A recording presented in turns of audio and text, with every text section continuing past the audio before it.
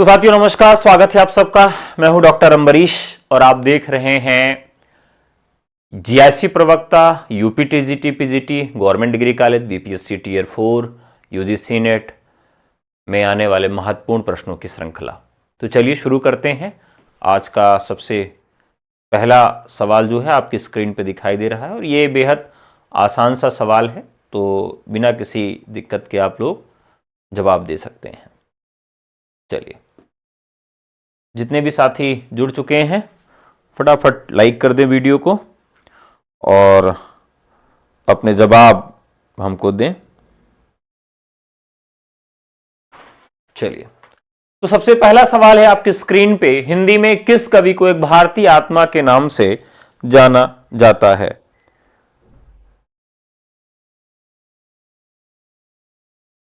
भारतीय आत्मा के नाम से किसको जाना जाता है?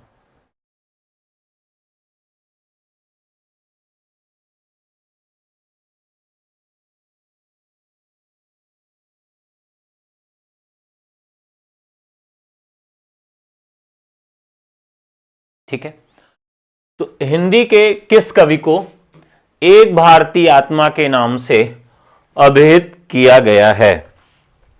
बहुत आसान सा सवाल है। आसान सवाल से हम लोग आज शुरुआत कर रहे हैं। तो अब देखिए यहां पर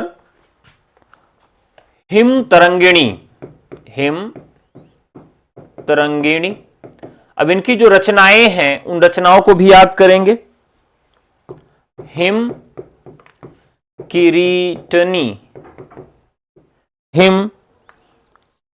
किरीटिनी, वर्षांत के बादल,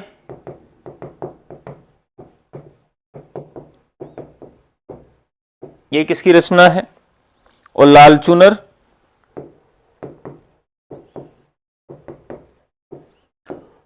पुष्प की अभिलाषा,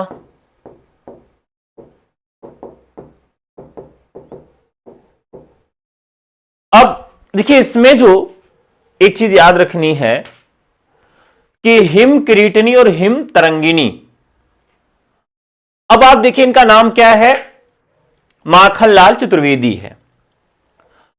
अब देखिए माखन को अगर आप ज्यादा समय तक सुरक्षित रखना चाहते तो आपको क्या करना पड़ेगा? आपको उसे हिम में रखना पड़ेगा। हिम का मतलब बर्फ में, यानी फ्रीज में। तो हिम तरंगिणी और हिम किरीटिनी, ये दोनों ऐसे याद रखिएगा कि माखन को कहां रखेंगे ज्यादा दिन तक चलेगा? हिम में रखेंगे, ऐसे याद रखेंगे। ठीक है, रामधारी सिंह दिनकर, इनको समय सूर्य और अधैर्य का कवि कहा जाता है। मैथिली शरण गुप्त को राष्ट्र कवि कहा जाता है। निराला को क्रांतिकारी कवि कहा जाता है। अगला सवाल, इनमें से कौन सा कवि अपने रचनाकाल के अंतिम दौर में प्रगतिवाद के भौतिक दर्शन के साथ अरविंद दर्शन से प्रभावित हुआ?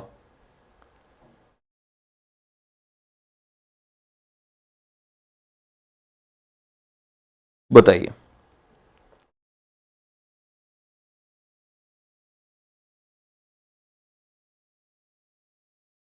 फटाफट बताइए।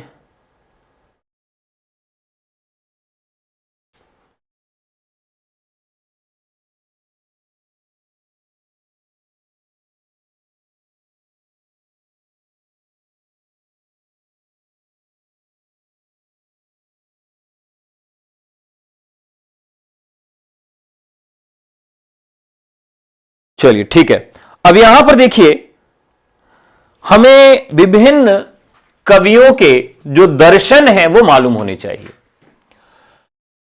अंतिम दौर में प्रगतिवाद के भौतिक दर्शन के साथ साथ अरविंद दर्शन से भी प्रभावित हुआ। जयशंकर प्रसाद शैव दर्शन, प्रतिभिज्ञा दर्शन, इन दो दर्शनों से जयशंकर प्रसाद रहे प्रभावित। निराला अद्वैत वेदांत, महादेवी वर्मा बौद्धवाद या दुखवाद से प्रभावित रही। जो सुमित्रानंदन पंत हैं, ये प्रगतिवाद से भी और बाद में अरविंद दर्शन से भी प्रभावित हुए। यहां जो सवाल बनता है कि इनकी कौन सी रचना किस दौर के अंतर्गत आती है, इस तरह का सवाल बनता है और वो रचनाएं भी उसी तरीके से आपको याद होनी चाहिए कि इनकी रचना हम किस किस वर्ग में उसे रखते हैं। जैसे अब छायावादी रचनाओं को अगर देखें तो इनकी रचनाएं आपको याद रखनी चाहिए, क्योंकि ये प्रश्न पूछे जाते हैं। छायावादी रचनाएं, छायावादी रचनाओं में पहली रचना इनकी मिलती है उच्छ्वास।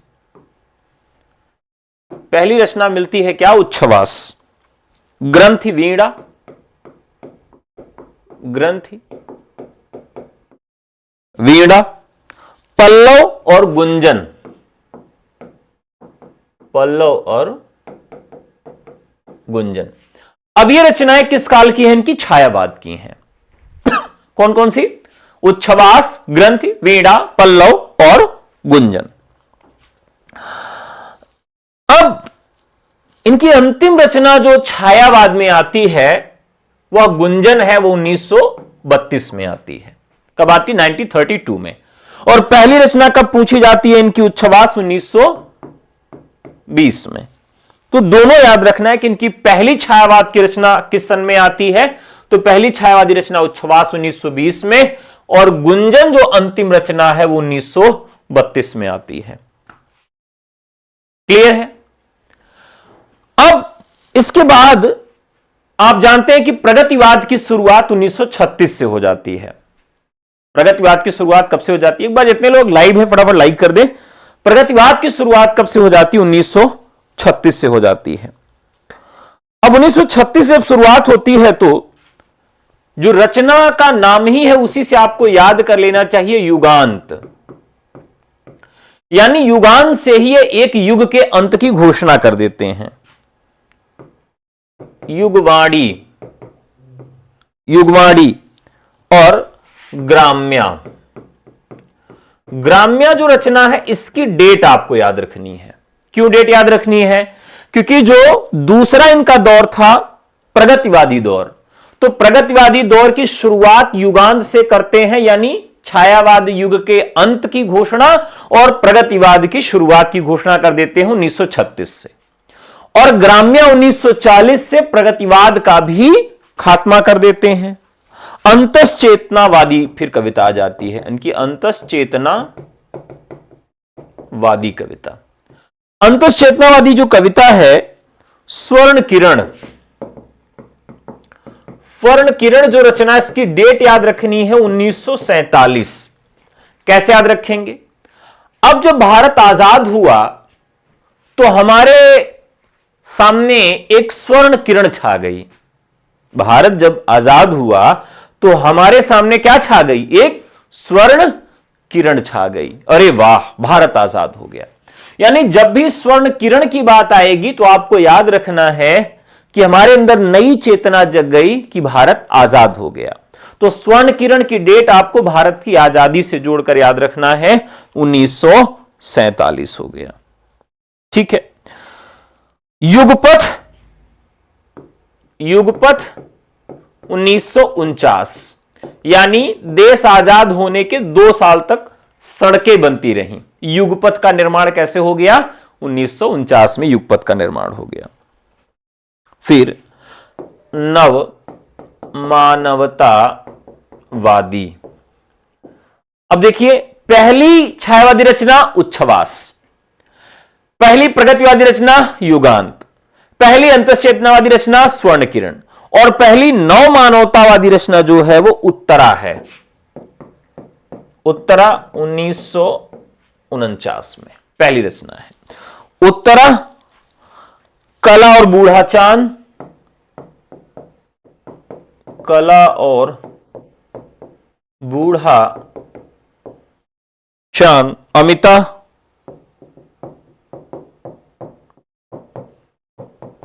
लोकायतन, अमिता लोकायतन और चिदंबरा।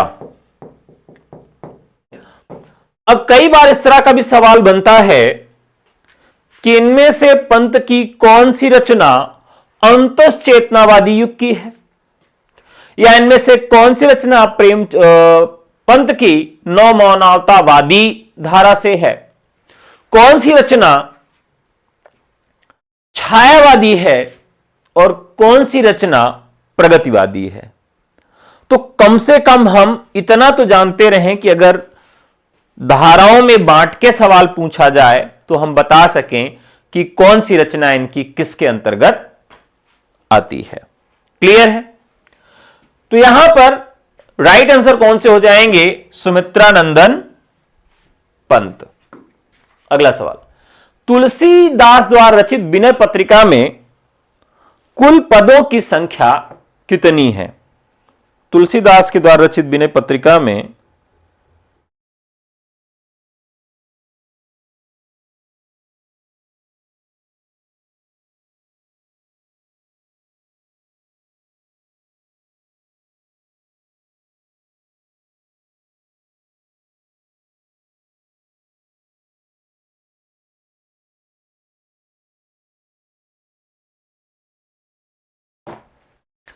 तुलसीदास द्वारा रचित विनय पत्रिका में कुल पदों की संख्या कितनी है? बहुत ही महत्वपूर्ण है। अब पदों की संख्या जब गिनी जाएगी तो बहुत महत्वपूर्ण तरीके से हमें समझना होगा। पदों की संख्या हम सबको याद तो कर नहीं सकते हैं कि भाई चलिए सबको रटे रहें, लेकिन तुलसीदास की कुछ रचनाएं ऐसी हैं जहां पर हमें उनके जितनी भी रचनाएं हैं उन सभी रचनाओं को, उनके पदों को याद करके रखना पड़ेगा, क्योंकि वहां से सवाल बनता है और पूछा जाएगा। देखते हैं वो कौन कौन सा सवाल है, बहुत ज्यादा नहीं है। जैसे जानकी मंगल, जानकी मंगल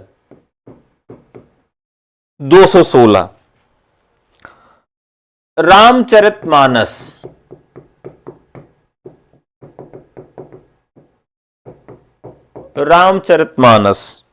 1074,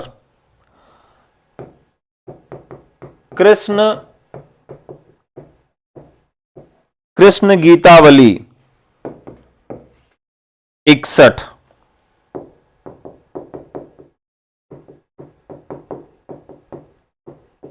विनय पत्रिका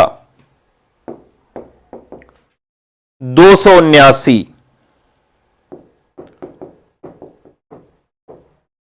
दोहावली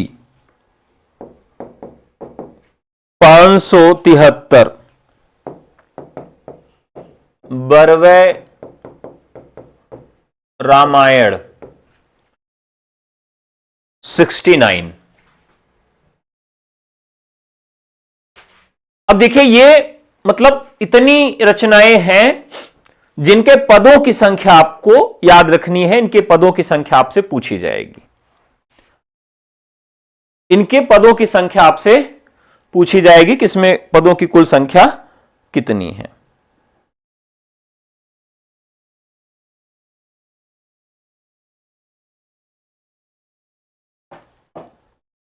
ठीक है,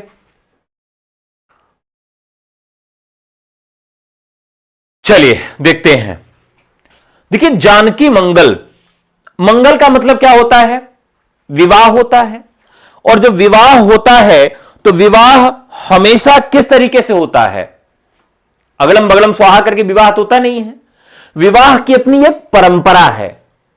और कैसी परंपरा? उसकी प्रबंध परंपरा है कि पहले क्या होगा। अब अगर कोई ये गाना गाने लगे कि राजा जी गवनवा लई जा, कैसे गाना है? गवनवा लई जा राजा जी, गवनवा लई जा राजा जी। विवाह नहीं हुआ पहले गवन हो जाएगा? नहीं हो सकता। पहले तिलक होगी बाद में विवाह होगा। मतलब एक प्रबंध की, जैसे प्रबंध का एक क्रम होता है, एक चीज दूसरी चीज से जुड़ी होती है, ठीक उसी प्रकार से यह भी व्यवस्था है। तो अगर यहां मंगल शब्द आ गया है तो मंगल से हमको क्या याद रख लेना है कि यह इनका एक प्रबंध काव्य है। यानी यहां पूछा जाएगा किस प्रकार की रचना है, तो यह एक उनकी प्रबंध रचना है। मंगल लगा हुआ है मतलब इनकी प्रबंध रचना है। पार्वती मंगल, तो पार्वती मंगल में भी अगर मंगल लगा हुआ है तो मंगल माने क्या होता है? विवाह होता है। पार्वती मंगल, मंगल लगा इसका मतलब विवाह, इसका मतलब यह भी क्या है? प्रबंधात्मक रचना है। रामचरितमानस प्रबंधात्मक रचना तो है ही है। अब यहां लिखा है कृष्ण गीतावली। गीतावली, यहां गीत शब्द आया है तो गीत का मतलब क्या हो जाएगा? ये गीति काव्य हो जाएगा। सीधे सीधे इसमें क्या कहा गया है? गाना गाया गया है, तो कोई दिक्कत नहीं है, गीति काव्य हो गया। अब इसी तरीके से कृष्ण गीतावली है, तो कृष्ण गीतावली है तो इसमें भी क्या है? कृष्ण गीतावली, इसमें भी क्या लगा हुआ? गीत शब्द आया है। गीत शब्द आया का मतलब यह भी क्या हो जाएगा? एक गीति काव्य हो जाएगा। ठीक है। अब इसके बाद देखिए विनय पत्रिका। पत्रिका, अब विनय पत्रिका, पत्रिकाओं में क्या छपते हैं? गीत छपते हैं, तो यह भी क्या हो जाएगा? गीति काव्य हो जाएगा। पत्रिकाओं में भी क्या छपते हैं? गीत छपते हैं, विनय पत्रिका भी गीत काव्य हो जाएगा। गीतावली नाम में ही गीत है, यह भी गीत काव्य हो जाएगा। अब जैसे कुछ रचनाएं की जो मुक्तक हैं, पूछा जाता है कि तुलसीदास की कौन कौन सी रचनाएं मुक्तक परंपरा की हैं, कौन सी रचनाएं मुक्तक हैं, तो मुक्तक वाली रचनाएं कैसे याद रखेंगे? तो देखिए हम क्या चाहते हैं? मुक्त होना। मुक्त यानी अगर कोई मुक्ति किसी को जीवन से मिलती है तो कैसे मिलती है? आदमी स्वर्ग से धारता है, फिर उसको जला दिया जाता है। क्या कहते हैं? जला देते हैं। और जलाने का अंग्रेजी में क्या कहते हैं? बर्न। बर्न का मतलब बरवे, बरना, जलना, बर्न होना। तो बर्न यानी बरवे। बरवे रामायण किस प्रकार की रचना है? मुक्तक रचना है। बर्न होना, जला देना, बरवे मुक्तक, बरवे छंद में है। अब अगर आज कोई जल जाएगा, मान लीजिए पेन जलेगी, क्या होगी? जल के कम होगी। इस अनुसार देखें तो यह जल कैसा लग रहा है? कम हो गया, 69, 69 बच गया है। ठीक है, बरवे रामायण, यह भी मुक्तक रचना हो जाएगी। दोहावली, अब इसके नाम में ही ऐसा लग रहा है कि मुक्तक ही होगी। दोहावली, दोहा है इसमें ना, तो क्या हो जाएगा? यह भी मुक्तक परंपरा की रचना हो जाएगी। कवितावली, कवितावली, कवितावली, अब इसमें भी क्या है? कविता सुनाई जा रही है, कोई कहानी नहीं है, तो यह भी क्या हो जाएगी? मुक्तक रचना हो जाएगी। कवितावली भी किस प्रकार की रचना हो जाएगी? मुक्तक रचना हो जाएगी। अब जिस भी रचना के अंत में वली लगा हुआ है या पत्रिका लगा हुआ है, वली लगा है या पत्रिका लगा है, वो सभी रचनाएं ब्रज भाषा में हो जाएंगी। किसमें? ब्रज भाषा में। अब अगर वैरागी, अगर बैरागी है, वली है और पत्रिका है, तो वैरागी लोग क्या करते हैं? वली पत्रिका को पढ़ते हैं। तो वैरागी में वैराग संदीपनी, वैराग्य संदीपनी ब्रज भाषा में। कवितावली, वली लगा है ब्रज भाषा में। गीतावली, वली लगा है ब्रज भाषा में। विनय पत्रिका, पत्रिका लगा है ब्रज भाषा में। दोहावली, वली लगा है ब्रज भाषा में। कवितावली, वली लगा है ब्रज भाषा में।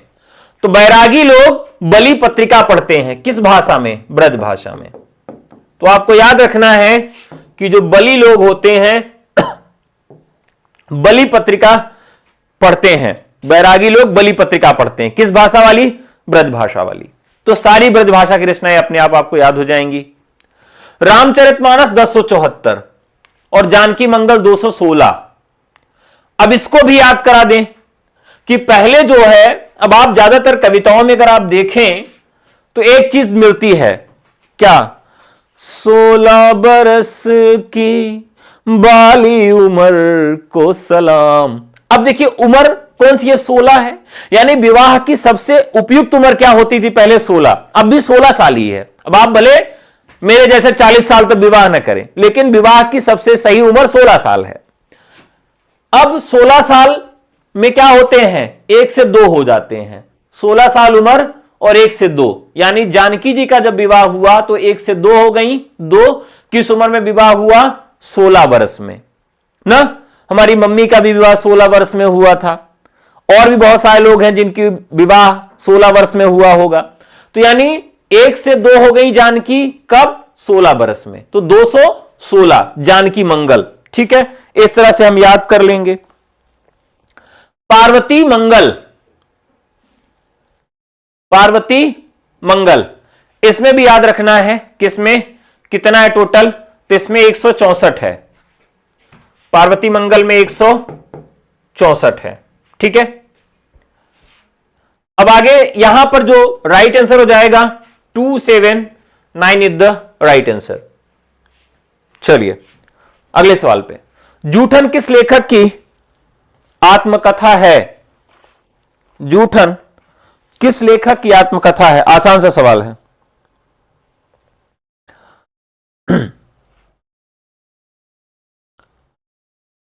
दरअसल जूठन एक आत्मकथा है जो कि दलित आत्मकथा है। सर जी हमारे सर जी की शादी हुई है 42 उम्र में। चलिए तब तो बड़ी खुशी की बात ही, अच्छा लगा मुझे सुन के। ओम प्रकाश वाल्मीकि दलित लेखक हैं और ये इनकी बहुत मार्मिक रचना है।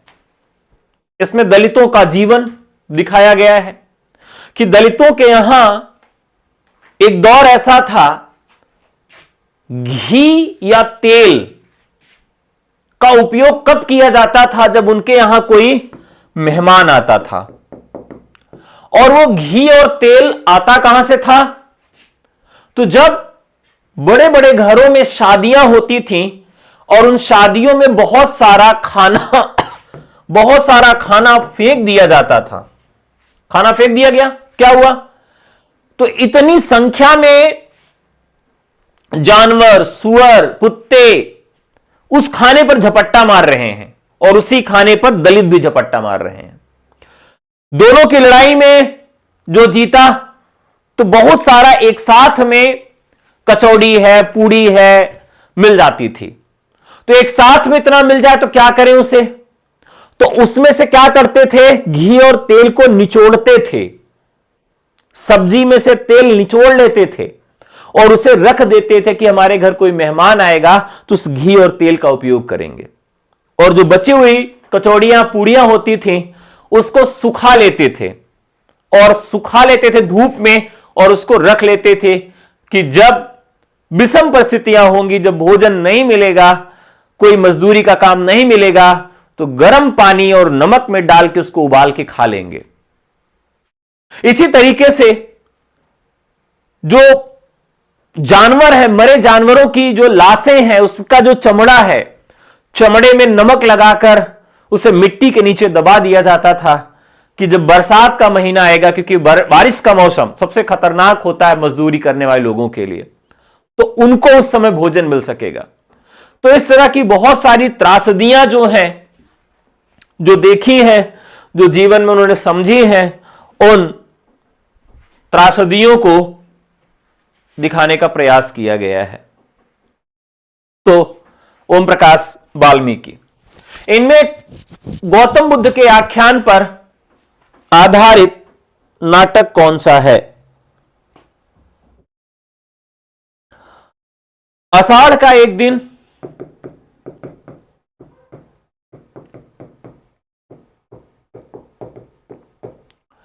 आषाढ़ का एक दिन,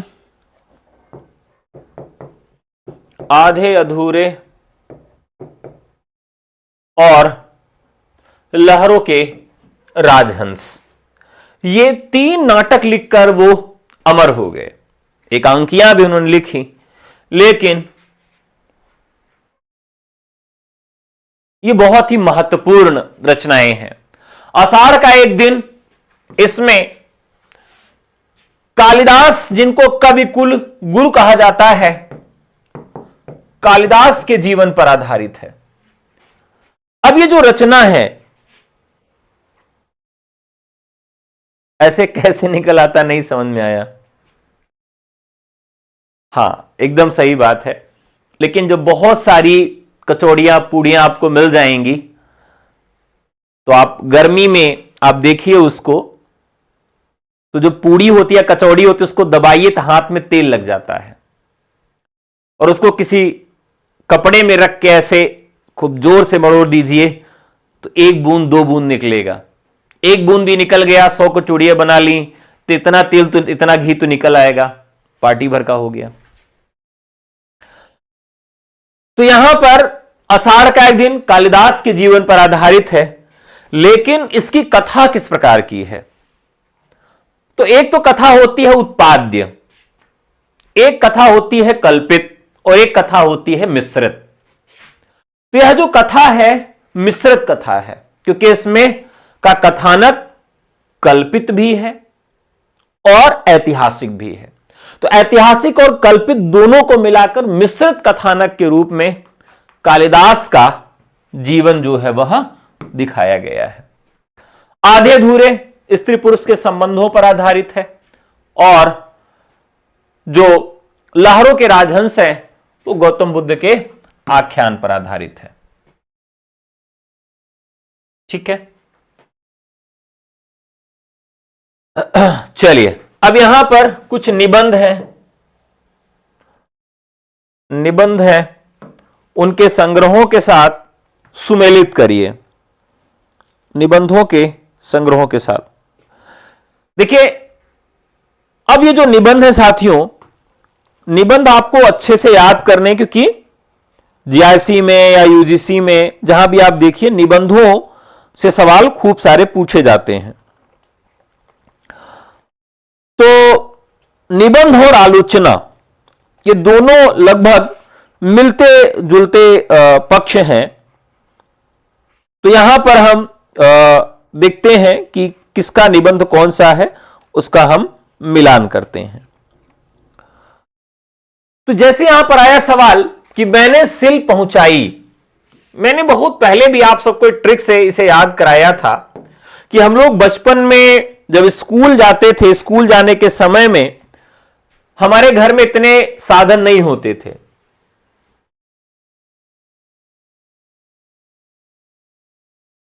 हमारे पास साधन नहीं होते थे, तो हम दूसरों के यहां मांगने के लिए जाते थे। तो क्या होता था, मैंने सिल पहुंचाई, तो सिल लाने और पहुंचाने का काम किसका होता था? विद्यार्थियों का, जैसे हम जैसे लोगों का, यानी विद्यानिवास मिश्र का। अब विद्यानिवास मिश्र के जो भी निबंध हैं वो सारे के सारे बहुत महत्वपूर्ण हैं। तो चलिए आज कुछ निबंधों को मैं आपको याद भी कराता हूं कि अगर इनके निबंधों को अगर आपको याद रखना हो तो कैसे आप याद रखेंगे। ब्रह्मानंद उपनाम से ये श्री नारायण चतुर्वेदी को पत्र भी लिखते थे। किस नाम से? भ्रमरानंद के नाम से। किसको पत्र लिखते थे? श्री नारायण चतुर्वेदी को भी लिखते थे। विद्यानिवास मिश्र के जो निबंध हैं वो अगर हमको याद करने हो तो हम कैसे याद रखेंगे? तो इनके जो निबंध हैं और हरशंकर परसाई के जो निबंध हैं वो दोनों के नाम लगभग मिलते जुलते से लगते हैं। तो इनके निबंधों को कैसे याद रखना है कि इनके निबंधों को व्यंग के रूप में याद करना है और इनके निबंधों को ललित यानी मजाक, हल्के मजाक के रूप में याद करना है। जैसे विद्यानिवास मिश्र का एक निबंध है, कदम की फूली डाल। तो जब आप बचपन में थे, विद्या जब अर्जित कर रहे थे, तो कदम की फूली डाल पे आप झूलने लगते थे। तो सारी चीजें आपको विद्या से जोड़कर याद करना है। आंगन पंछी और बंजारा मन। आंगन में घूमने में बड़ा मजा आता था जब आप विद्यार्थी जीवन में थे। तो आंगन पंछी और बंजारा मन। इसी तरीके से फागुन दुईरे दिन। फागुन का दिन भी आपके विद्यार्थी जीवन में बड़ा अच्छा होता था। आप पीपल के पेड़ के पास जाने के बहाने क्रिकेट खेलने के लिए भाग जाते थे। पीपल के बहाने जा रहा हूं फूल तोड़ने, किसका? शिरीष। शिरीष की याद आई, शिरीष का फूल तोड़ने के बहाने आप क्या निकलते थे? घर से निकल जाते थे। गांधी जी की फिल्म देखते देखते खुद ही रोने लगते थे। और गांधी जी के जीवन में इतना दुख था। गांधी जी का करुण रस आपके जीवन में था। विद्या निवास मिश्र। तो इस तरीके से आपको याद रखना है। अब बाकी जैसे सुनो भाई साधो, हरिशंकर परसाई, रस आखेटक, कुबेरनाथ, शिखरों के सेतु शिव प्रसाद सिंह। विद्यानिवास मिश्र। अब देखिए कुबेरनाथ राय के जितने निबंध हैं, सभी निबंधों के जो नाम हैं आपको याद करने हैं, वो सब बड़े क्लासिकल नेम हैं। जैसे आजकल बच्चों के नाम क्या रखे जाते हैं,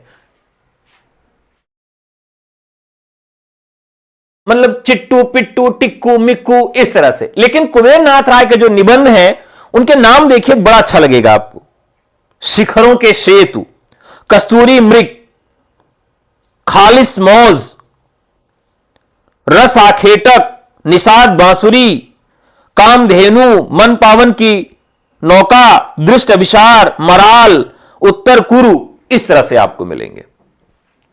रक्षाबंधन कहानी के लेखक कौन हैं? तो हैं विश्वंभरनाथ शर्मा कौशिक।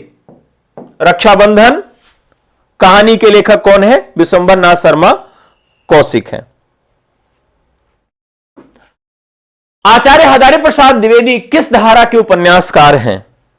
हजारी प्रसाद द्विवेदी बाणभट्ट की आत्मकथा, बाणभट्ट की आत्मकथा,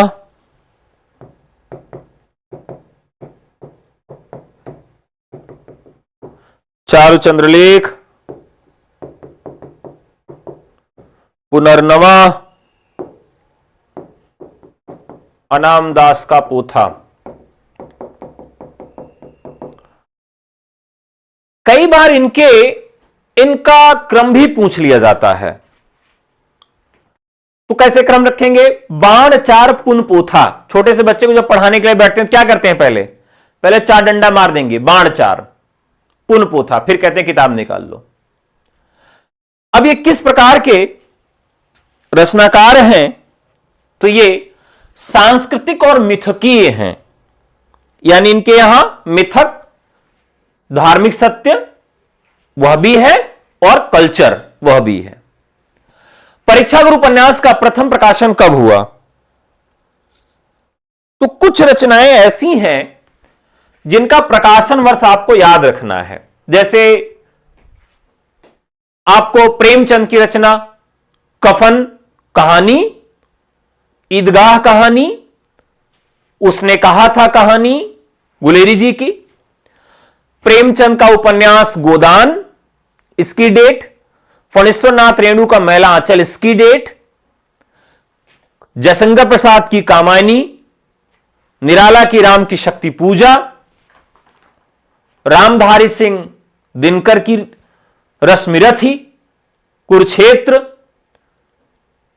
और मैथिली शरण गुप्त की भारत भारती, ऐसे जो कालजयी बहुत चर्चित रचनाएं हैं, उनकी डेट जो है वो आपको याद होनी चाहिए। तो परीक्षा गुरु या फिर भाग्यवती, ये जो पहले उपन्यास हैं जिनको हिंदी का पहला उपन्यास कहा जाता है, उनकी डेट आप सबको याद रखनी चाहिए। रामचंद्र शुक्ल ने इसे अंग्रेजी ढंग का पहला उपन्यास कहा है। निष्कवच उपन्यास की लेखिका कौन है? ये है राजी सेठ।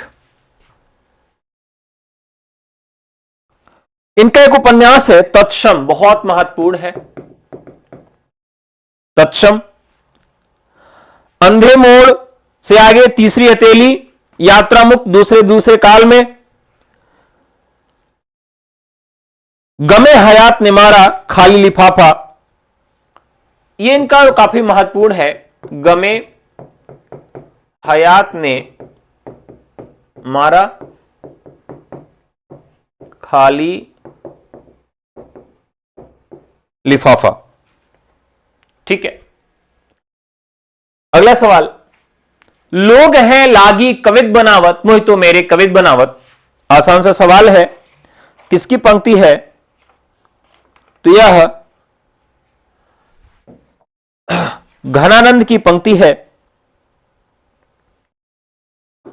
नाखून क्यों बढ़ते हैं? तो निबंध है अपनी नातिन के लिए हजारी प्रसाद द्विवेदी ने जवाब लिखा था, उसने पूछ लिया था कि बाबा नाखून क्यों बढ़ते हैं। वह सफर था कि मुकाम कृत की लेखिका कौन है? तो स्मृति दंश बेतवा बहती रही इदन्नमम, बहुत चर्चित उपन्यास है। चाक, झूला नट, अलमा कबूतरी और कहे ईश्वरी फाग त्रियाहट।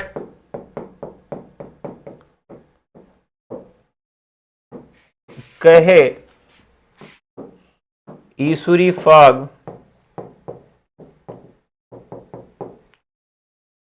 अब आप सबको बताना है कि गुड़िया भीतर गुड़िया किस विधा की रचना है।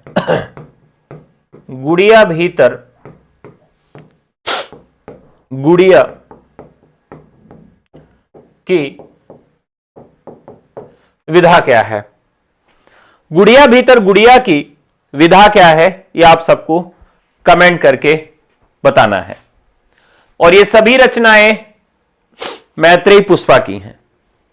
इनमें से शब्द और उसके अर्थ का एक युग्म गलत है। चलिए,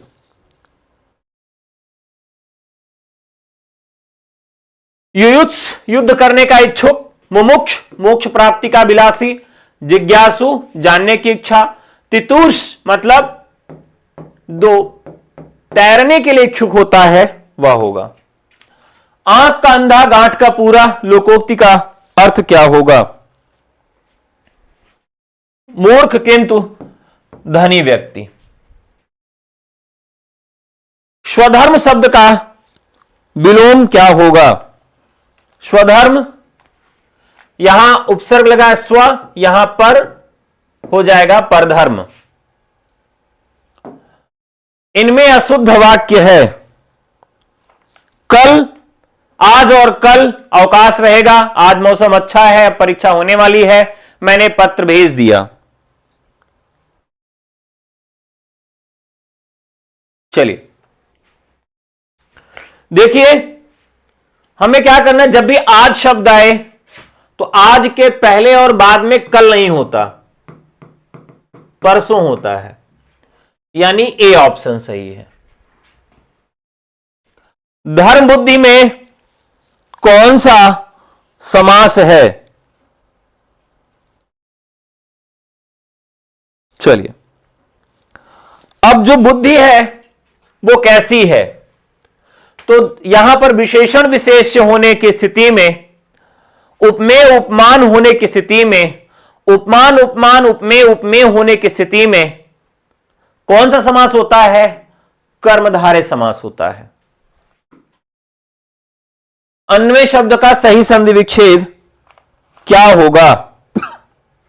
अन्वय, तो जब भी या व र के पहले कोई आधा अक्षर दिख जाए तो वहां पर ई का या, ऊ का व, री का र, री का ल हो जाता है। तो अगर कभी भी आधा अक्षर के बाद व हो तो आधे अक्षर पे ऊ की मात्रा हम लगा देंगे, तो अनुदहन अ बराबर अन्वय हो जाएगा। इसमें गलत वर्तनी का शब्द है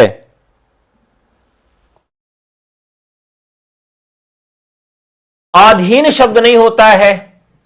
कहते हैं मैंने आपकी अधीनता स्वीकार कर लिया, मैंने आपकी अधीनता स्वीकार कर लिया। याद हो कि न याद हो, संस्मरण कृति के रचनाकार कौन है? याद हो कि न याद हो, काशीनाथ सिंह। बहुत ही महत्वपूर्ण है, जो कुछ महत्वपूर्ण संस्मरण है वो याद रखने हैं।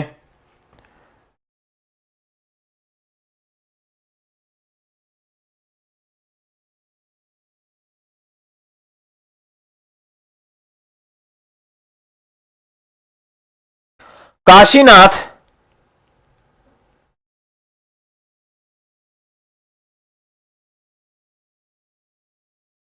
चलिए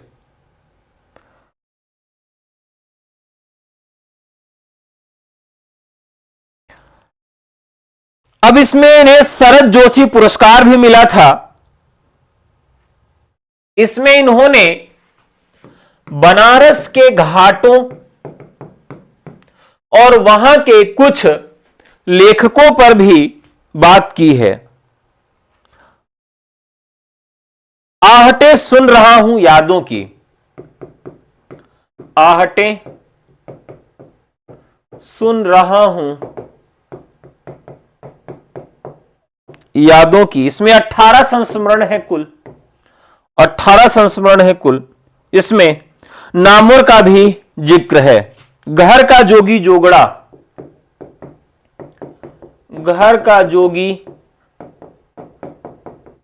जोगड़ा नामोर सिंह पर केंद्रित यह संस्मरण है।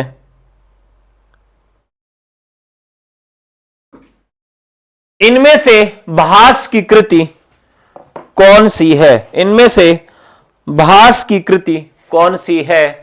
तो बाल चरित। गोधूम चढ़कम में कौन सा समास है? तो जहां पर क्या कर दिया जाए, अलग अलग पदों का समाहार कर दिया जाए, अलग अलग पदों का समाहार कर दिया जाए।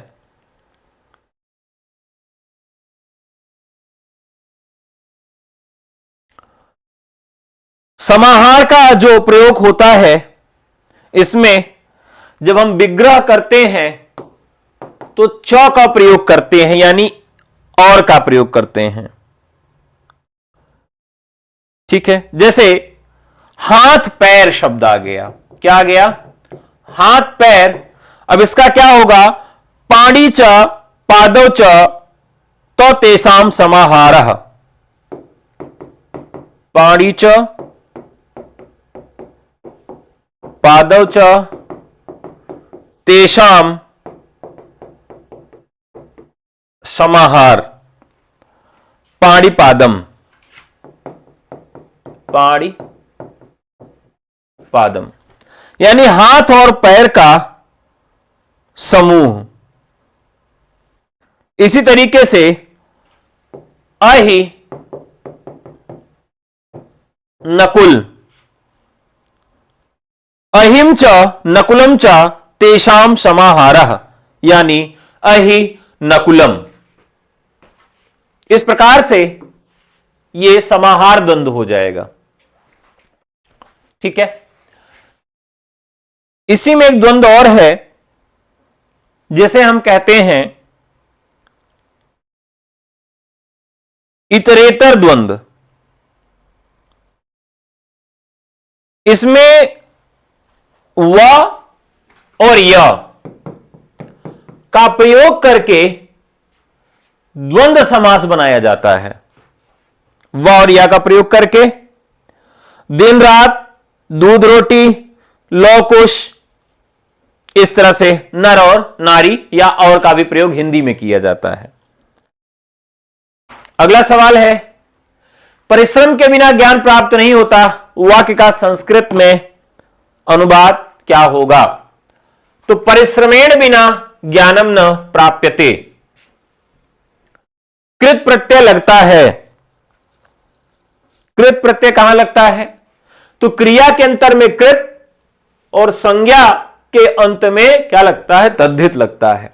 तो क्रिया के अंत में औचित्य के आधार पर क्या होता है? तो मान लीजिए हमने कहा कि राम आग से सींचता है। हमने कहा राम आग से सींचता है, तो यहां पर औचित्य के आधार पर क्या होता है? अर्थ का निर्णय किया जाता है।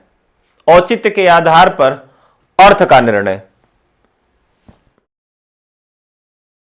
इनमें से ऊष्म व्यंजन नहीं है। तो ल क्या है? पार्श्विक व्यंजन है।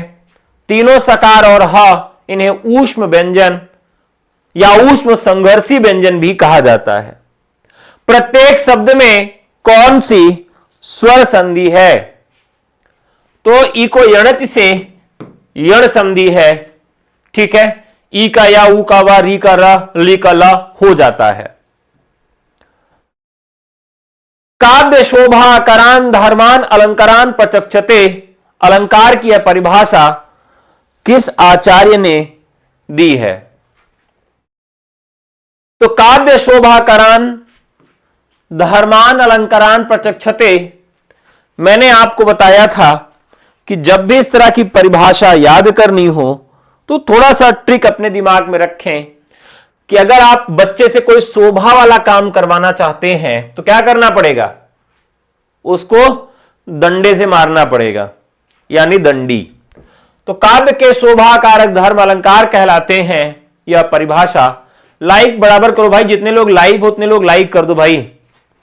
बहुत कष्ट में पढ़ा रहा हूं, लोअर बैक पेन है, 8-10 दिन से लगातार जाके फिजियोथेरेपी करा रहा हूं, लेकिन आराम बिल्कुल नहीं है और खड़े होने में बहुत बुरी स्थिति है।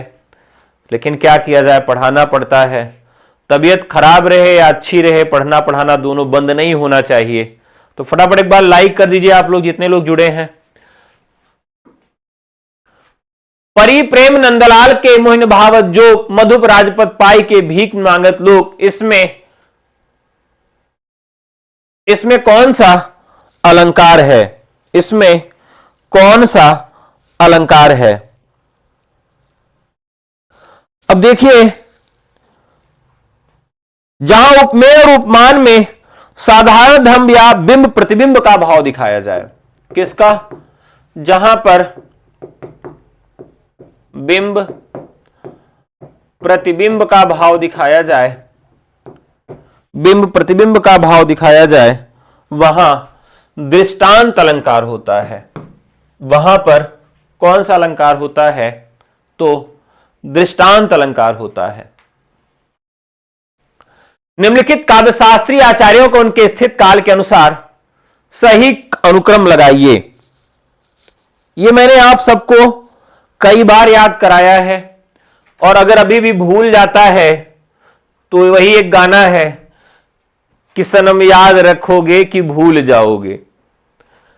तुम मुझे भुला न पाओगे गाना था, तुम मुझे यूं भुला न पाओगे, और तुम मुझे भुला दिए तो मेरा इंतकाम भी देखोगे।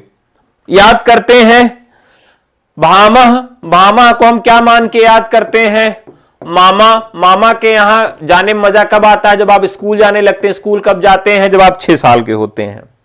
वामन, वामन को हम क्या मान के याद करते हैं? ब्राह्मण या मान के याद करते हैं। और ब्राह्मण को क्या अच्छा लगता है? लड्डू। कितने लड्डू? 2 लड्डू, एक लड्डू ऊपर एक लड्डू नीचे, 8वीं शताब्दी। आनंदवर्धन, आनंदवर्धन। अब देखिए, आनंद किसको होगा? आनंद किसको होगा? जो सबसे बड़ी गिनती होगी।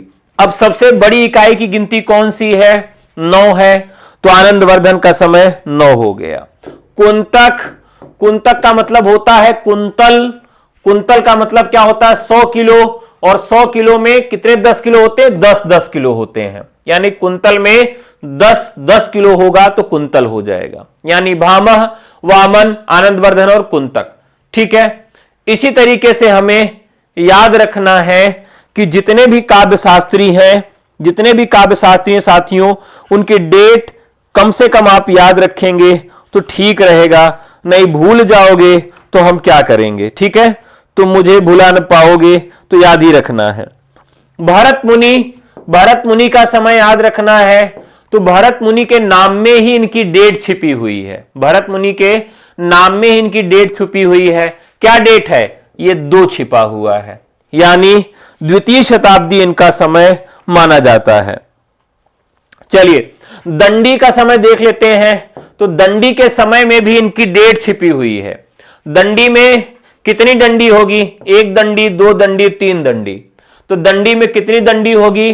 3 दंडी होगी, यानी 7 हो जाएगा दंडी का समय। ठीक है, अब बात करते हैं उद्भट का समय। किसका? उद्भट का समय। अब छोटा सा बच्चा है, छोटा सा बच्चा है, अगर उसके सामने लड्डू रख देंगे तो क्या करेगा? भट्ट से गिर जाएगा खुशी के मारे। कितने लड्डू रखेंगे? 2 लड्डू, यानी 8वीं शताब्दी। 8वीं शताब्दी किसका हो जाएगा? उद्भट का समय हो जाएगा। ठीक है, इसी तरीके से वामन का समय भी 8वीं शताब्दी हो जाएगा। ठीक है, रुद्र, रुद्रट, रुद्र कौन है? देवता हैं, तो इनकी इकाई में सबसे बड़ी गिनती होगी। तो आनंद कब आएगा? जब आप सबसे बड़ी गिनती में होंगे, 9वीं शताब्दी। रुद्र सबसे बड़े देवता हैं, इनका भी समय क्या होगा? 9वीं शताब्दी होगा। अभिनव गुप्त, अभिनव गुप्त, अभिनव गुप्त, देखिए अभिनव गुप्त का समय, तो अभिनव गुप्त में जो 9 लिखा है, अभिनव गुप्त में जो 9 लिखा है, इसी को 10 बनाना है। कैसे बनाएंगे? न वाला डंडा और व वाला 0, यानी 10।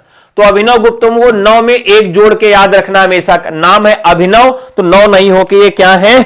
10 है। ठीक है, इसी तरीके से एक आचार्य है धनंजय। क्या नाम है? धनंजय। अब देखिए, अगर आप मामा के यहां जाते हैं तो सबसे छोटी धनराशि आपको क्या मिलती है? कहीं भी जाते हैं तो क्या मिलता है? सबसे छोटी धनराशि 10 रुपया, यानी धनंजय का समय क्या हो जाएगा? 10 रुपए हो जाएगा। ठीक है, इसी तरीके से लेकिन कोई बहुत महिमावान व्यक्ति है, महिम भट्ट पंडित जी हैं, मानदान हैं, तो उनको 10 नहीं दिया जाता, उनको कितना दिया जाता? उनको 11 दिया जाता है, 11 रुपया। तो महिम भट्ट का समय क्या हो जाएगा?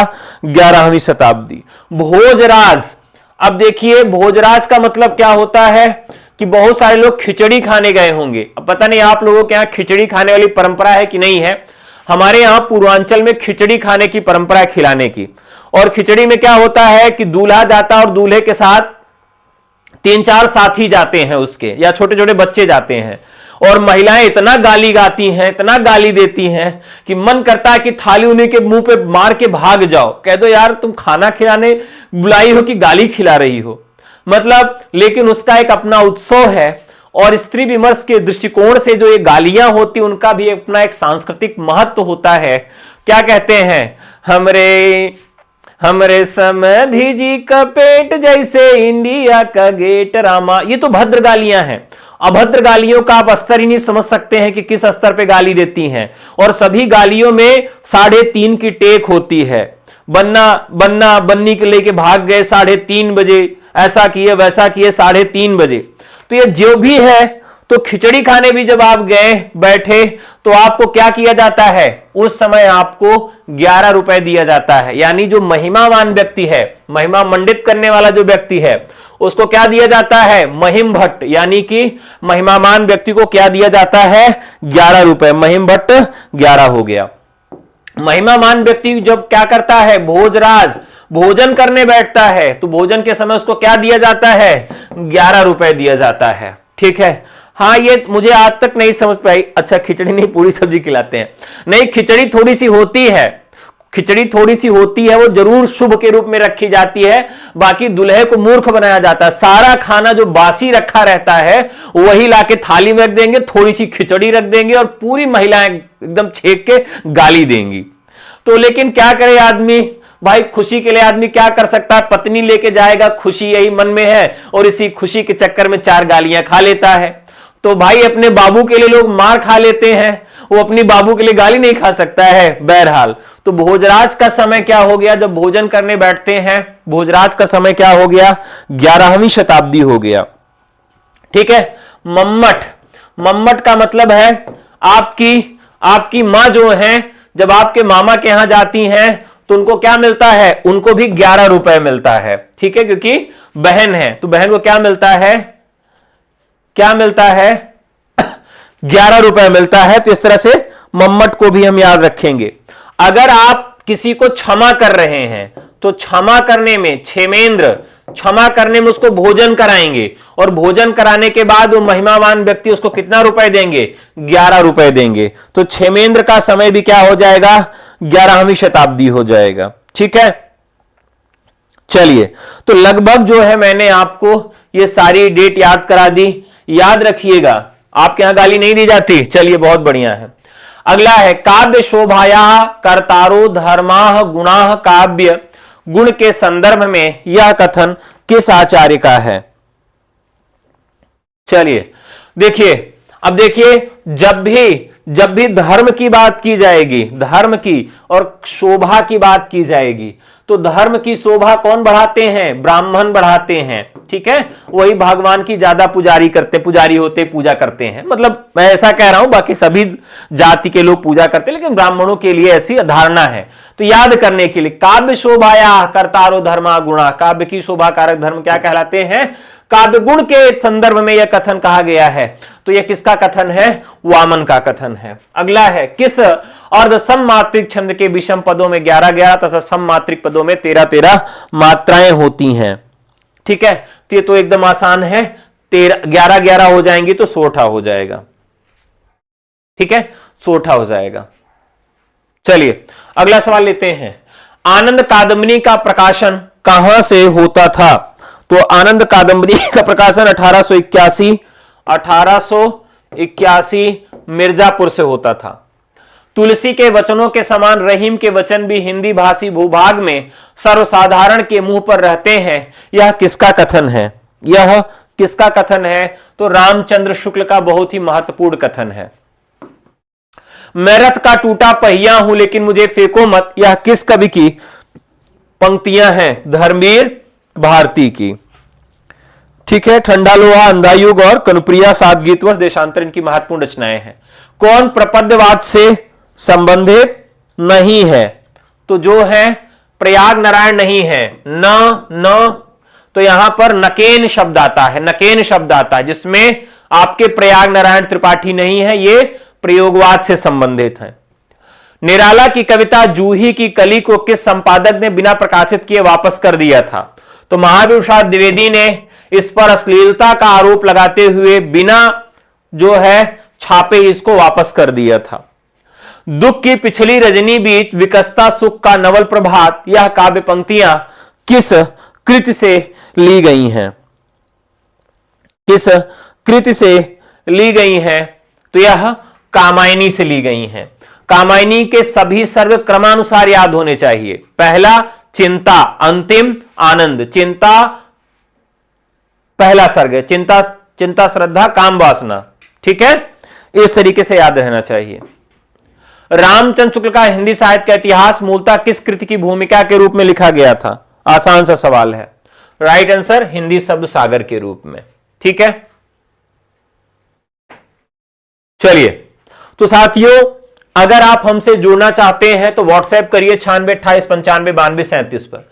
जीआईसी प्रवक्ता प्री मेंस और UP TGT PGT government degree college UGC NET BPSC tier 4 और DSSB टीजीटी हिंदी के लिए अगर आप मुझसे जुड़ना चाहते हैं तो व्हाट्सएप करके जुड़ सकते हैं। इसके अलावा KVS, NVS, EMRS, LT grade mains की कक्षाएं भी आपके लिए शुरू कर दी गई हैं, उनसे भी जुड़ना चाहे तो आप व्हाट्सएप कर सकते हैं। और अभी आपके लिए बहुत भारी भरकम छूट चल रही है 1 जनवरी तक, तो जुड़िए और कक्षाओं का फायदा लीजिए। आज की कक्षा यहीं तक, पुनः कल आप लोगों से मुलाकात होगी कुछ और महत्वपूर्ण प्रश्नों के साथ। तब तक पढ़ते रहिए, मस्त रहिए। धन्यवाद, नमस्कार, जय हिंद।